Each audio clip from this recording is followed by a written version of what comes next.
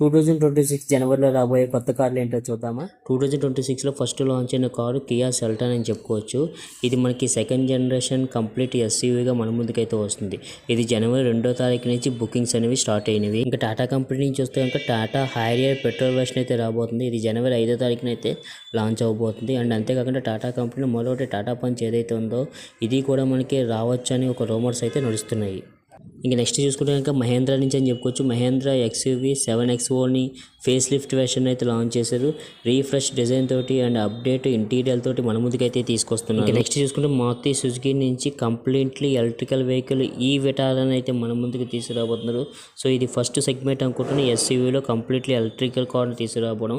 ఇది కూడా మనకి జనవరి మిడ్లో కానీ లేదా జనవరి ఎండింగ్లో కానీ తీసుకురావచ్చు. ఇంకా నెక్స్ట్ చూసుకుంటే మనకి స్కోడా కుషాక్ ఫేస్ లిఫ్ట్ అయితే జనవరి మిడ్లో అయితే రాబోతుంది. ఇది కంప్లీట్లీ SUV అని కూడా చెప్పుకోవచ్చు. ఇంకా నెక్స్ట్ చూసుకుంటే కనుక అందరూ ఎప్పుడెప్పుడైనా ఎదురు చూస్తున్న రెనాల్ట్ డస్టర్ అయితే మన ముందుకు తీసుకురాబోతున్నారు. ఇది new generation and rugged mid size SUV అని చెప్పుకోవచ్చు. ఇది జనవరి 26వ తారీఖున లాంచ్ అయిపోతున్నారు. నిసాన్ కంపెనీ నుంచి కూడా MPVని అయితే తీసుకురాబోతున్నారు గ్రావెట్ అని చెప్పేసి. ఇది కూడా జనవరిలో లాంచ్ అవుతుంది.